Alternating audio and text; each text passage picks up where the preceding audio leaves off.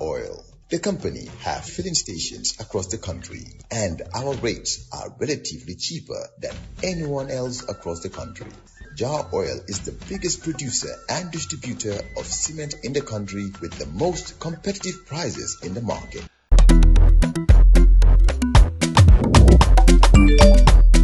Axel jam si Wave. Yo, apply. Yo, luta do dede. Luta mo nulo jël moto nga andil ma xaalis. Hello? Ano lay waxal? Bisul mu fay. What? Bisul mu fine. Oh, yes! Wave Axina Gambia. Deposit and withdraw money, pay bills and buy mobile credit without fees. Transfer money wherever in the country for only 1% fee. At Wave. Bisul mu fine? Wave. Your money is yours. On Thursday, the 10th of July 2025, it's Coffee Time with Peter Gomez, live on 92.1 on FM and www.wcr.gm. Later sections of the program will be on YouTube, courtesy of Wave and Jar Oil. For the next hour or so, we're going to be talking to the resident UN coordinator or UN resident coordinator, Carl Frederick Paul. The Gambia recently hosted the Deputy UN Secretary General. She was here for only one day, and you wonder what could be achieved in one day. So let's find out. From Monsieur Paul. Mr. Paul, thank you very much and welcome back to Coffee Time with Peter Gomez. Good morning, Mr. Gomez. It's a pleasure to be here and also to speak with you, and to all the listeners in the Gambia and abroad. Good morning to you all. So regarding the visit of the Deputy Secretary General, Ms. Amina Mohammed, it was, yes, a short visit, but a very important one. She was traveling as part of a tour to different nations in the country. She came here after visiting Cabo Verde, where she represented the Secretary General himself into the celebration and commemoration of the 50th anniversary of the independence of the Cabo Verde Islands. So it was a very nice visit. But I think, although short, it was a very productive one, and her visit to the Gambia underscored the United Nations commitment to supporting the country's agenda toward the sustainable development goals and the progress that have been made, but also towards good governance, peace, stability, and democracy.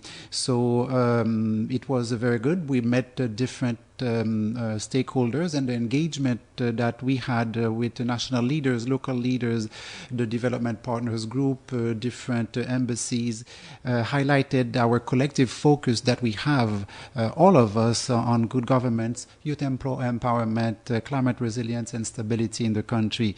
And I would say that the Gambia is making interesting progress towards those different topics. And lastly, the visit also highlighted and underscore the importance for the country to continue positively towards those objectives that we have in 2030, but also we analyze with different stakeholders the question important of partnering for financing for development, so we can accelerate the progress towards sustainable development. Gambia has made a lot of progress on that, but also as normal as any country, as anyone, there are different, I would say, challenges towards that, and we are here to support, but also to accompany the Gambia and the government towards sustainable development, so no one is left behind.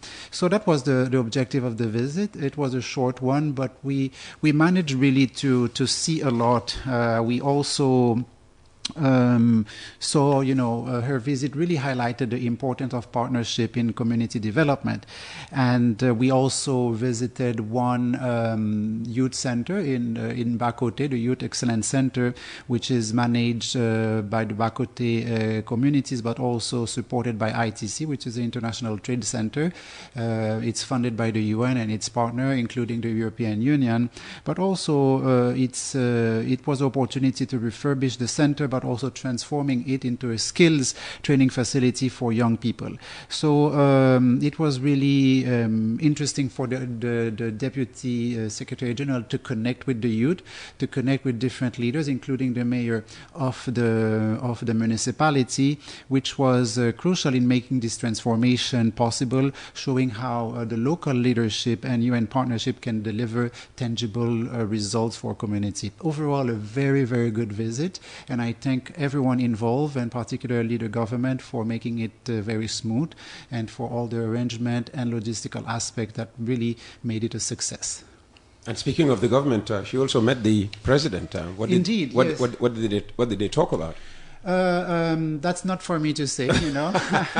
Why did I ask the question? Yes, when I knew that's not for me to say. That was her meeting with the president. Mm-hmm. So maybe next time when she's in town, you could ask her the question. But suffice to say, it was really to speak about the progress and how we can continue supporting the Gambia towards its journey, in this journey towards the Sustainable Development Goals that, you know, we have 17 goals, and, you know, they are important goals for the Gambia, but also to continue accompany the country towards the progress that we have made in terms of good governance, rule of law, and a different aspect.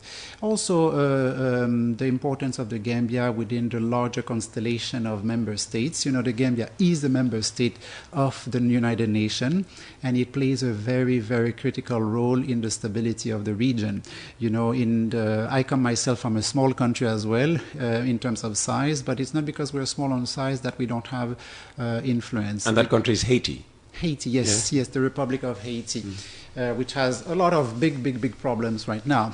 But we also analyze together the continued support that we can provide to the Gambia, so it can play its important role, whether in the West African region, but also globally, right? The countries such Haiti, Gambia, Djibouti, you know, Cape Verde, they have important role in the countries, but also in the larger group of nations. So it's important to underscore that. And finally, we spoke about the support that we can continue to provide in terms of innovative financing to continue having the best opportunities for sustainable development. Mm-hmm. It's interesting that while she was visiting the Deputy UN Secretary General, a big vote was taking place in the National Assembly, you know, on the Gambias. Which vote was that? This is on the draft constitution. I'm coming. Oh, yes, indeed.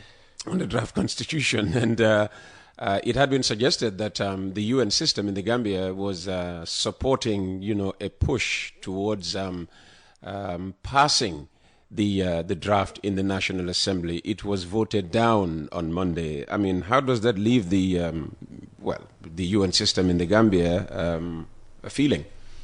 Thank you for the question, Mr. Gomez. No, the UN does not support X, Y, or Z, right? Any constitutional reform process or any constitutional process or legal process, as a matter of fact, is a sovereign process. We respect that. The United Nations is impartial, it's neutral, and we definitely respect the rule of law. Whether the outcome of the vote was positive or negative, it was a democratic process, and it followed the rule of law, it followed established procedures, and this is what really is important. I would not say that we support, you know, either. I heard that people said that in the past month, but that's their opinion.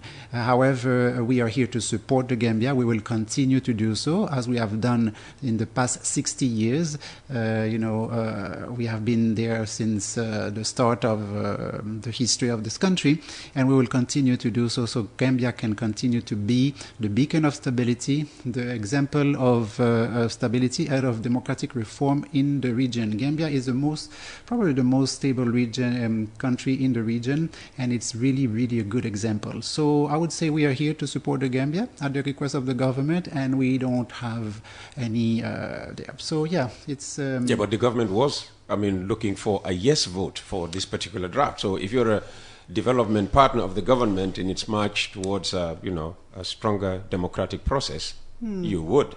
naturally No, I mean, we don't support them support along the that. path? We support the process, and we have different agencies that can provide support in technical areas, and we leave that to the people of the Gambia who will take the vote, and that's really important for us. Whether the bill was approved or not, that's for us, that's even corollary.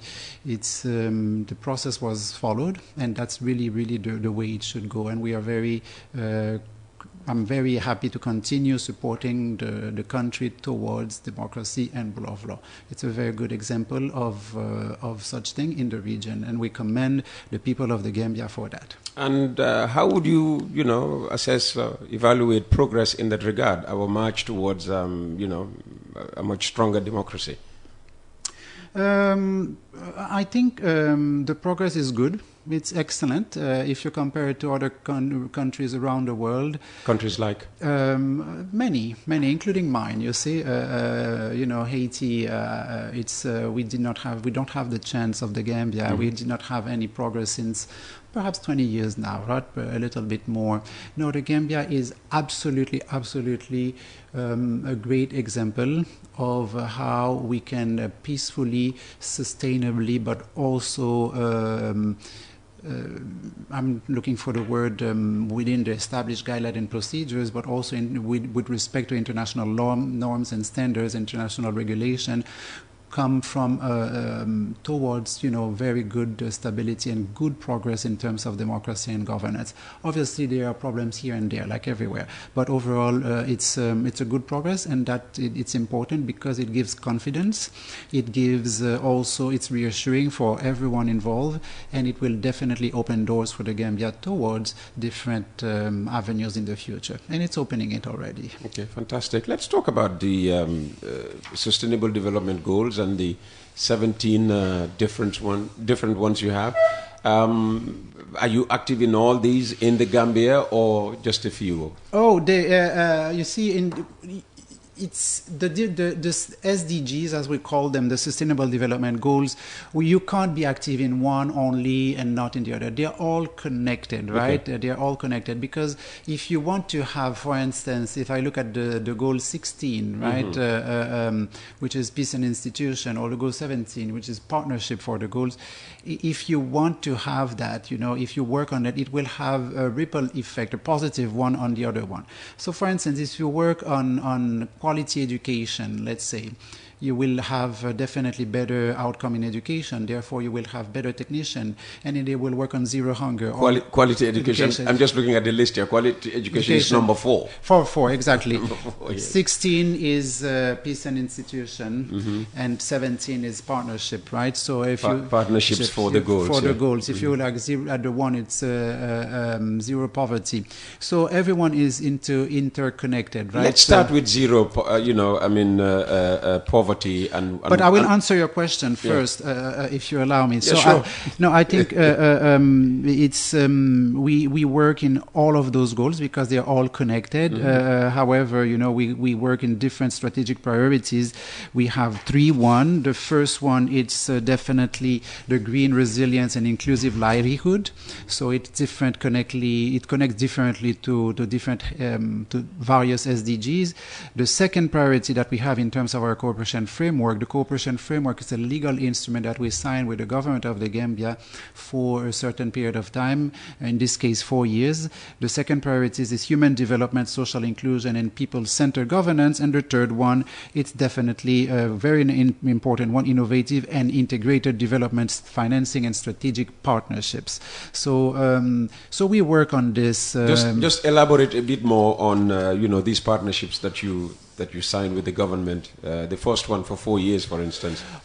That's a document. Yeah. It's called the Cooperation Framework, Sustainable Development Cooperation Framework. It's like a country program, right? Where you establish different priorities. Those were selected, carefully after many consultation with different stakeholders, including civil society.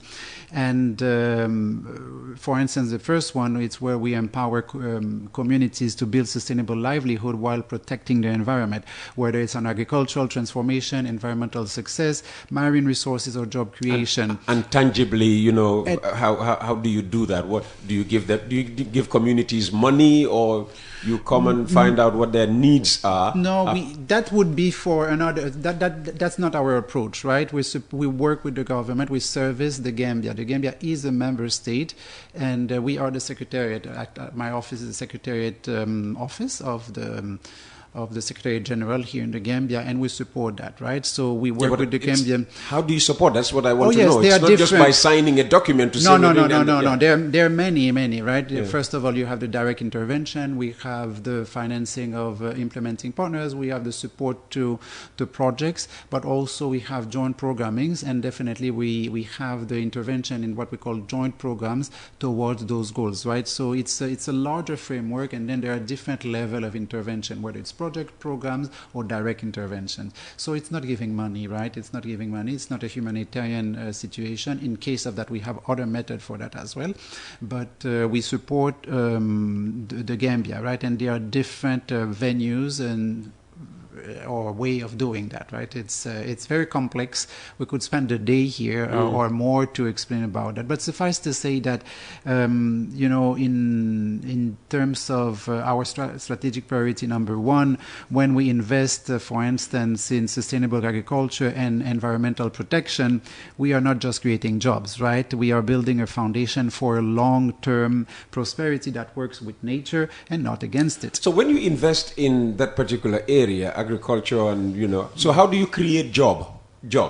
We don't create jobs. The process will create jobs by itself. For instance, if so, I will give you one example, right?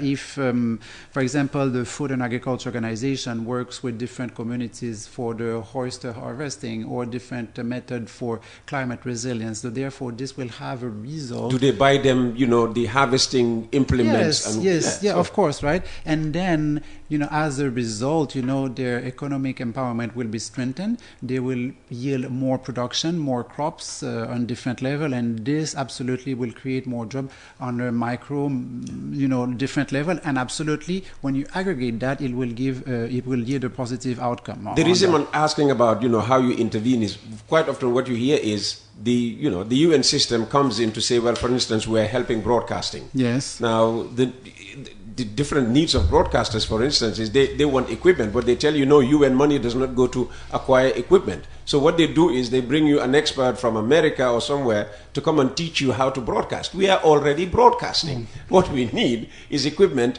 you know, to take our signal beyond Soma to Basse. Okay. Yeah. So, well, thank you for this example. I will continue, you know, it's a possibility, right? I'm not saying that it's possible. It's the same for agriculture. For instance, somebody comes and tells you, no, well, okay, you only get, you know, so much groundnuts every year. But if you do this, do that, all right, yes, you will get more groundnuts. But the fact is, most of the reasons, one of the main reasons perhaps, is climate change. Yes, absolutely. Which the consultant, so that's why you know, we beyond that's made me go to advance more in the discussion beyond those SDGs. You see there we call what the sixth transition, right? To achieve that, you need actually 6 things. First, you need the food systems, you need education, you need job creation and social protection, of course. You need digital connectivity, and at the end you need infrastructure. Infrastructure for me, it's really important. It's the most important of the whole transition, right? If you have the due infrastructure, whether it's road, whether it's equipment for agriculture, we do that. We support infrastructure at different level in the communities, at different parts in the country. You will definitely open the roads for commerce, for trade, for sustainable economic empowerment of women and positive demographic dividend, and you will continue to work on that. You know, those 6 things, if you have the food systems, you know, it's so connected, right? The food system, if you have good agriculture, then you'll have a better crop. If you have the better crop, people will eat better. If they eat better, they will be able to go to school, you know, with the mind that is focused, and etc. And you will have, you know, the impact. So it's all connected. and also digital connectivity. It's highly important, right? The fact that I'm here and then you have YouTube, it's because you have electricity. If you have electricity, because you have infrastructure, right? You see, it's really, if you have infrastructure, it's because you have investment. And if you have investment, because people are paying their taxes. Why are they paying their taxes? Because there is a proper domestic resource mobilization and taxation technique. So it's really goes... And these are all areas where the UN system intervenes. We do, yes. So but also we work in healthcare also, whether in maternal health. We have achieved 92% skilled birth attendance with almost 32,000 safe deliveries, ensuring that the mothers and babies get the care they need. In terms of healthcare infrastructure, medical oxygen has been enhanced in several facilities. I can remember 3 of them in my mind right now is Ndemban, Banjul, and Bansang, and we are serving over 75% of the country in terms of oxygen access, for instance. In terms of education, the school enrollment, a lot of children, perhaps it's 34,000 and plus children are back in school through the Zero Out of School program with monthly financial support provided to their family. And UNICEF heavily invested into education services, but also we offer access to support, with bags that have been provided to children from vulnerable households who walk more than 10 kilometers to go to school, plus essential learning material. In terms of justice and protection, right, we have legal access that we have provided to 30 remote communities that have been reached through local legal clinics with more than 800 women benefiting from that. We have the capacity building. We have the SGBV, which is the fight against sexual and gender-based violence, where with cases that have been reported in our different centers. And in terms of the governance, and rights, we work on the TRRC project, right, where we established the post-TRRC coordinating unit to ensure recommendation of the TRRC are implemented. Parliamentary capacity, where 53 National Assembly members have enhanced their understanding on children's rights, gender equality, and HIV/AIDS issue, for instance, right? Those are just in my mind here, and to support the civil society, where strong UN coordination support civil society organization advocating against the FGM decriminalization. So, overall, just one aspect in terms of education, because I'm passionate of education, of everything. But education for me, it's really, really dear to my heart. Why? Were you a teacher before at any stage? No, I just love education. I miss my school days and university days. I could return very, very easily. So, but Peter, when we ensure that every child can go to school, every mother can deliver safely, and every person can access justice, we are building the foundation of a truly inclusive society where no one is left behind. And that's what is important. And Gambia is making tremendous progress. You might not see it right now, people that are in the country, but when we look from a certain retrospection, it's really very nice and rewarding to see. There are obviously challenges for everyone, right? And we are here to support the Gambia towards its accelerated progress towards sustainable development. Okay, and in all the areas, you are working with the government. Which one or ones would you say, progress has rather been slow in? I would not say progress have not been, slowing. I would say... You don't like our language, the media language? Well, I have more nuance. All right, there are 50 nuances in the sky, right? So it's not everything is blue and white. Let me put it in diplomatic language. Where are the most challenges still to be found? There you go. There you go. No, I think the challenges, I would say, where we could enhance, it's continue to work into financing for development, right? It's the Gambia and many other countries can have access to more sustainable financing in the international markets. That's why we need the reform of the international financial institution and the architecture. When you look at a country, there's a country in Europe, Portugal, for instance. I was looking at the numbers this week. When you see Portugal has a similar economy than, in terms of size, to several countries in the African continent. However, they have access to loans and to financing at the rate of 1%.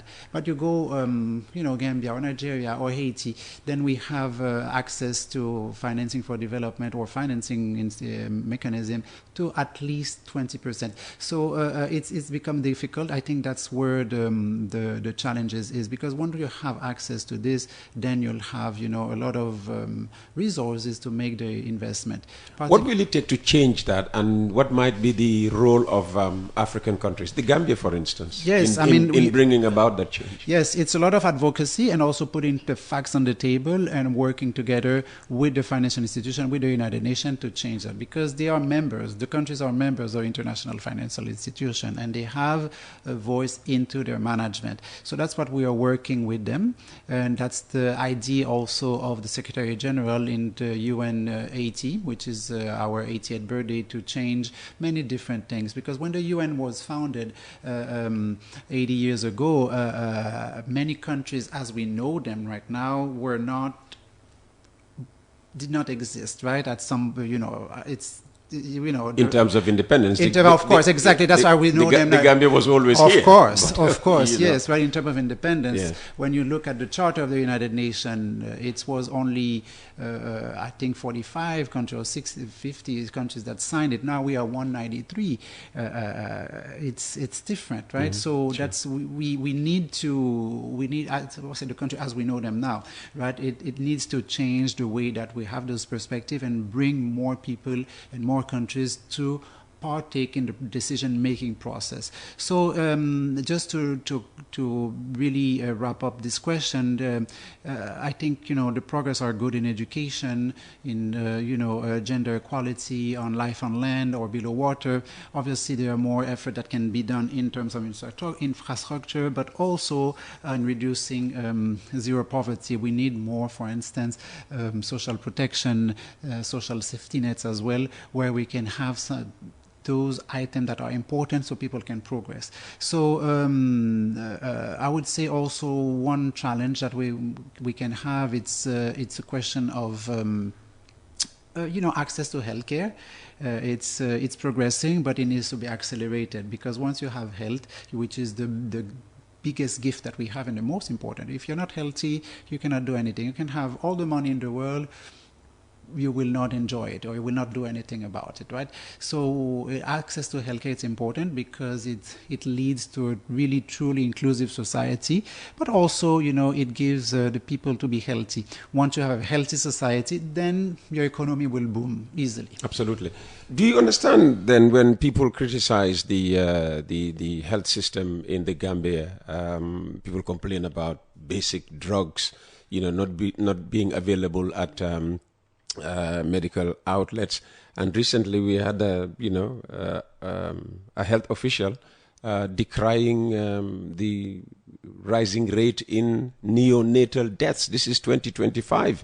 It's not even 2020. 5 years ago, it's supposed to be getting better and better every year.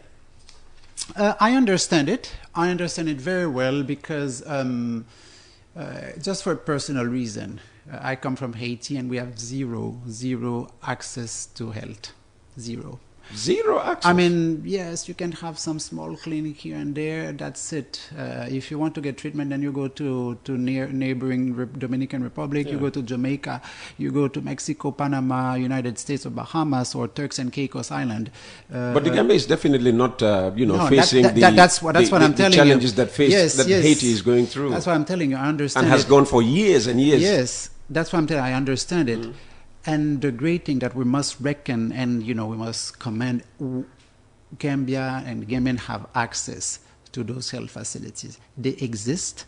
They are readily available, not necessarily everywhere all the time, but they are there, right? I've seen it. My colleagues, they are sick for something. They go to the clinic. They go to the doctor. The doctor are there. There might have been, some shortages on well, maybe they flash a UN system card. And then they recognize that this person is to be given special treatment. No, absolutely not. That's not the case. But Gambians are complaining, and they wouldn't just complain for the sake of complaining. No, of course not. So I think this pins point to a stress, point that is it channels us to a stress point that is there, and that's where we are here to support the government towards actually the SDG number 3, which is. But the question is, do you feel that the support you're giving is making a difference? It's meant to make a difference. It's making a difference, whether it's on HIV/AIDS, where we work with the government with the Global Fund, whether it's on the, on the reduction of the neomaternal health. If we did not provide the support, and the Gambia is investing a lot,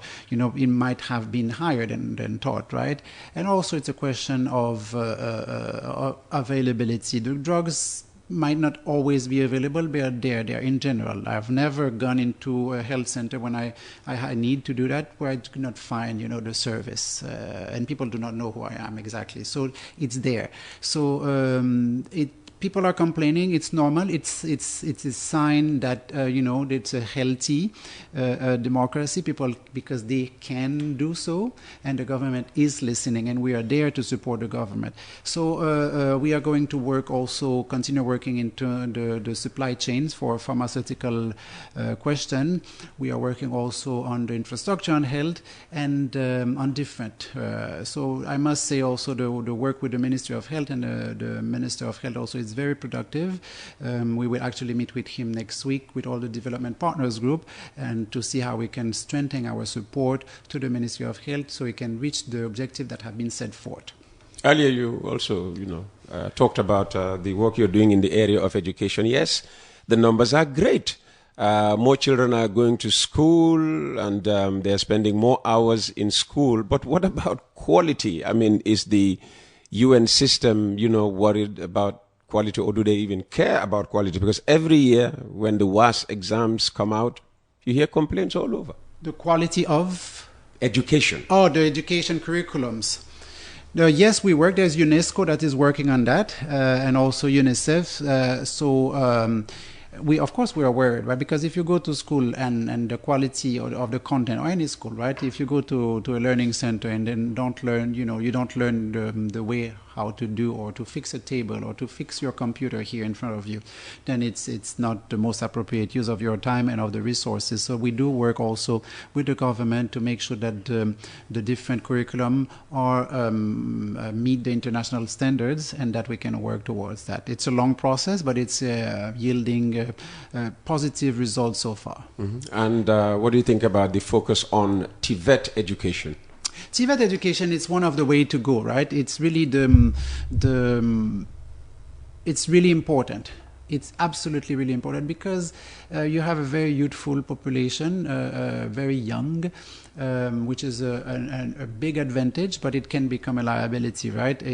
So when you provide TVET, which is education that is ready, that is on the spot, but also that is corresponds to the needs of the market. Because beyond education, Peter, right, you need to make sure that the education system respond to the need of the market. If not, you'll continue producing doctors, engineers, and whatnot, and then you'll have unemployment, which is again very high. So the TVET, it's really important because that's where you can actually put the youth at work. You can increase their skills, you can also put them back into the economy, and you can enhance the quality of services. It's very difficult to find a good I would say a good technician to repair this mixing table that you have, in front of you, right? That's true. For instance. So that's where we're working with the government to continue establishing the TVET approach, it's TVET.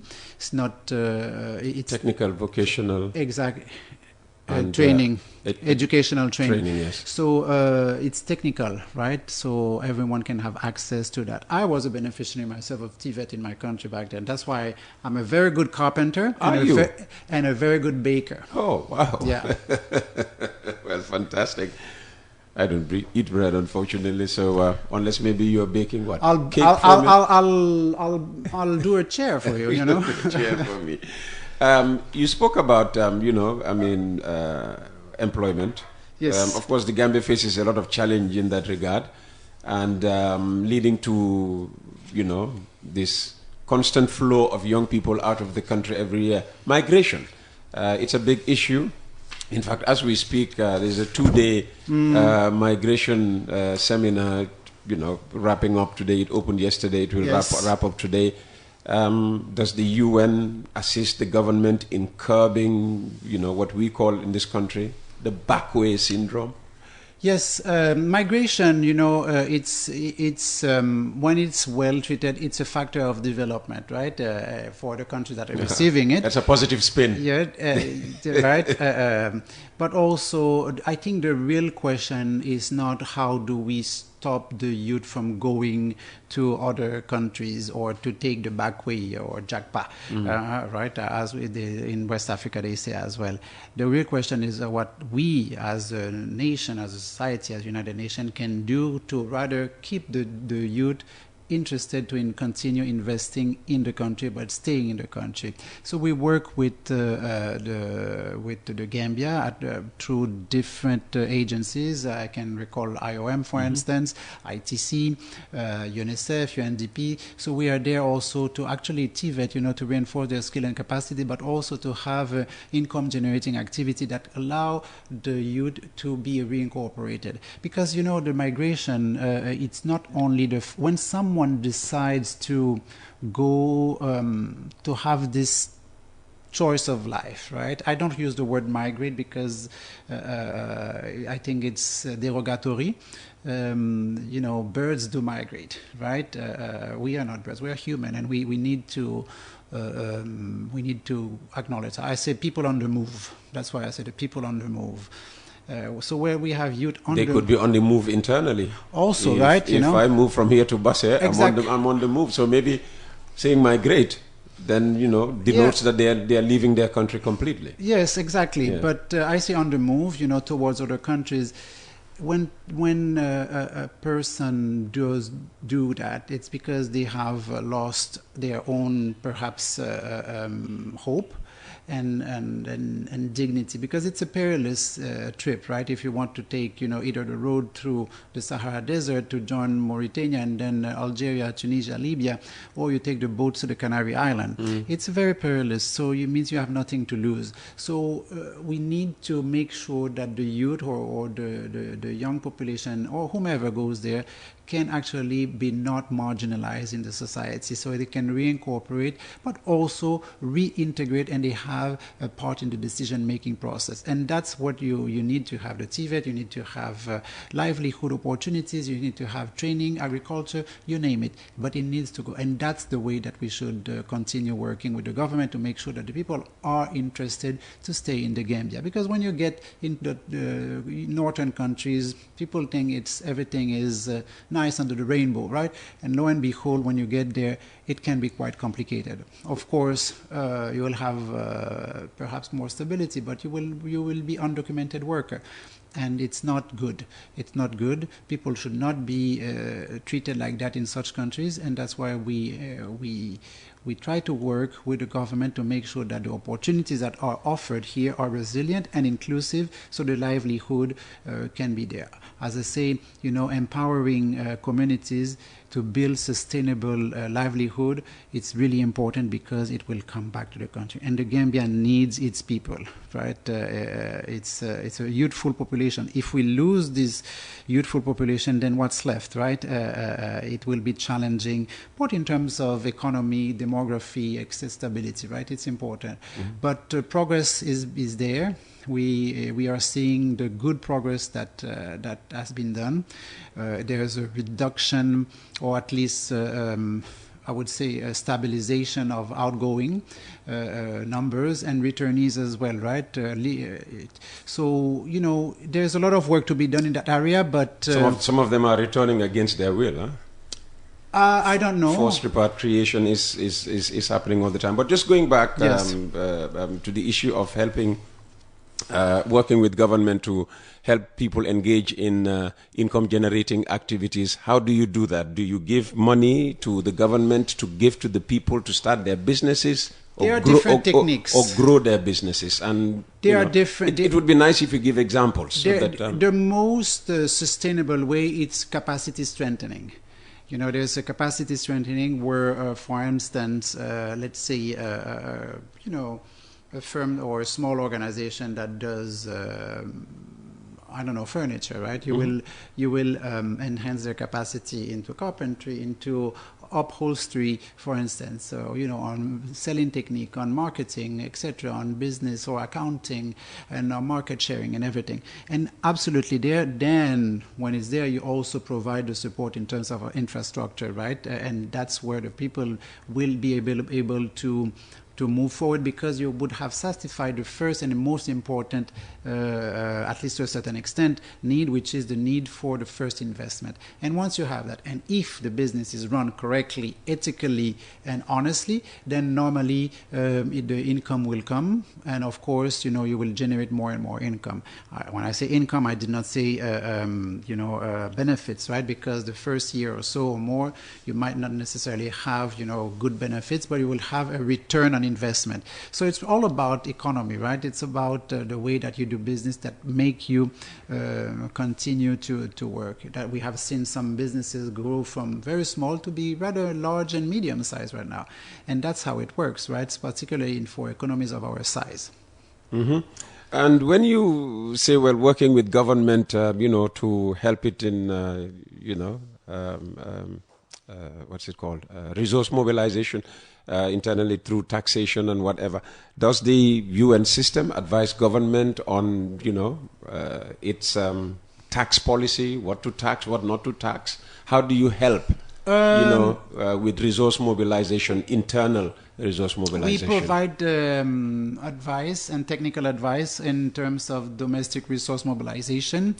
But, the nitty-gritty of the taxation policy, this is the Ministry of Finance and Economic Affairs that will decide on that, right? But absolutely, there's the UN, there's the World Bank, there's the IMF that provide support in that regard to the domestic resource mobilization. It's really important because right now the ODA, which is Official Development Assistance, as we knew it in the past, when a foreign country or a third country would say, okay, I have this for that, I put this in my budget, or let's say 20 million, and this is going for agriculture in the Gambia, or this is going for media in the Gambia. This time are long over, right? Particularly with the change in geopolitics and which affects the funding streams in the world right now. So it's important to look inside right now and also to continue enhancing domestic resource mobilization. Sure. But we provide, as a United Nations system, technical advice and recommendation to enhance the quality of taxation, to make sure that the taxation is fair, it's equitable, but also provides, the best opportunities for growth. Taxation is important for any country. If you don't, I was speaking to someone actually yesterday, who didn't, was complaining because he was importing a container, it's a Gambian, a container from abroad, and complaining that there was too much tax. I said, no, it's not too much. You must pay the tax. You must pay the tax. That's how the country works. If you don't pay your tax, how do you can claim afterwards that you can, if you're sick, you go to a healthcare and you don't have the paracetamol or anything. How do you expect, to have adequate health facilities, adequate school? You must pay the taxes. It's important. It needs to be fair. It needs to be obviously adequate to different level. But that's I would say that's the next step for more economic development, domestic resource mobilization. We need to, of course, continue to have, support, financial support from outside, but ODA as we know it, it's over. It's over. And I'm glad it's over, right? Because it was... Why? It was... when we rely too much on it, then we forget our own way, right? It's important, right? It forces us as countries, but also international development actors, to look at more sustainable way of accelerating progress towards the SDGs in 2030, right? So domestic resource mobilization will go forever here in the Gambia. I'm sure it has gone. It's gone well. You know, it's gone well. You can see the changes gradually of the different taxations here. You can see it. You know, it's the inflation has gone down.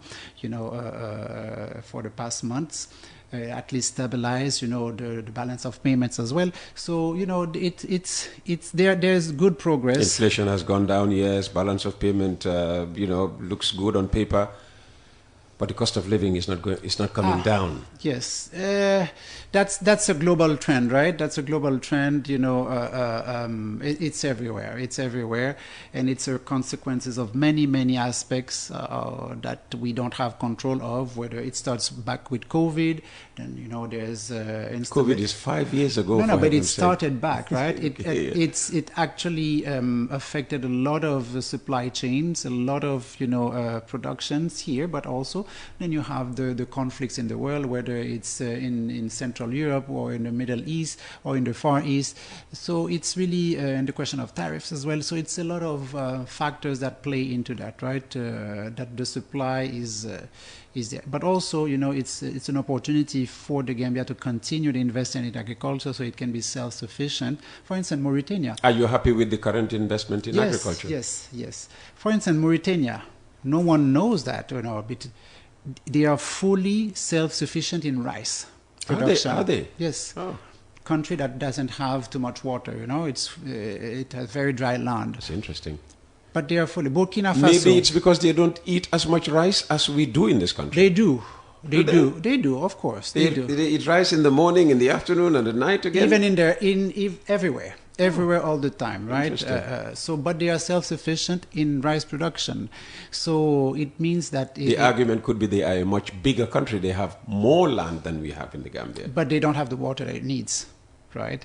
And the Gambia has the big blessing that a lot of countries do not have. It's a country that is built around a mighty river, which is the Gambia. So access to water, access to irrigation is not a problem. How do we do it? Might be yes, but it's not a problem. There's exactly what we need. There's water, there's rain, there's land. So what do you need more? And we have the will. More money, perhaps. Yeah, of course. But money is just it's not an end itself. Right? It's a means to an end. It's a means to an end. And once you have your ideas very straight, money will come very easily, whether it's in your personal life or in macroeconomic life. Fantastic. Carl Frederick Paul, thank you very much for coming. And how would you like to bring this conversation to an end? I'd like to talk about Donald Trump. Come again? I say, how would you like to bring this conversation to an end? Because I have a story I promised the audience about, Donald Trump and his tariffs. Oh, okay. Well, let me, I would like to, I would say the UN is there really for the Gambia, but also to continue supporting the Gambia towards its quest to development. The progress that have been made are commendable or to applaud. We salute the work that we have and the partnership that we have with different ministries, with different stakeholders, including yourself, but also with different municipalities throughout the countries. But while we celebrate these achievements, Peter, I know there is more work to be done.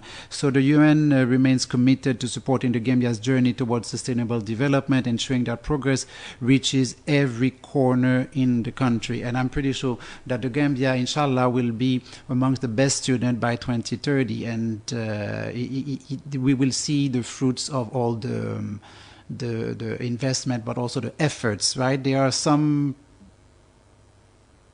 I would say, challenges on the road, some bumps on the road. Okay. But very quickly, I would say, it's...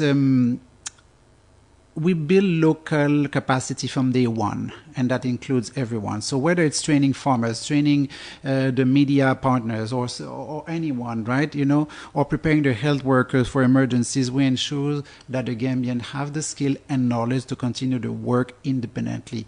Our work is to help the Gambia to continue its journey towards democracy, towards sustainable development, peace and stability. And the Gambia is doing very, very well.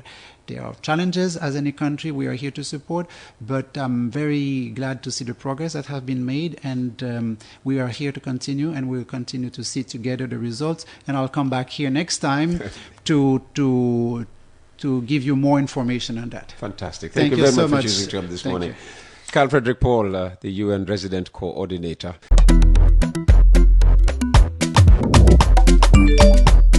Axel jam si wave. Yow Ablaye, yow lu tax doo dee dégg lu tax mënuloo jël moto nga andil ma xaalis. Hello? Kan lay waxal? Bisul mu fine.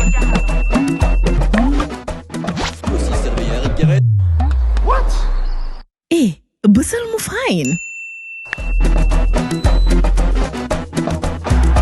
Oh, yes! Wave Accina Gambia. Deposit and withdraw money, pay bills and buy mobile credit without fees. Transfer money wherever in the country for only 1% fee. At Wave, Bisul mu fine? Wave, your money is yours. Jar Oil, the company, have filling stations across the country, and our rates are relatively cheaper than anyone else across the country. Jar Oil is the biggest producer and distributor of cement in the country with the most competitive prices in the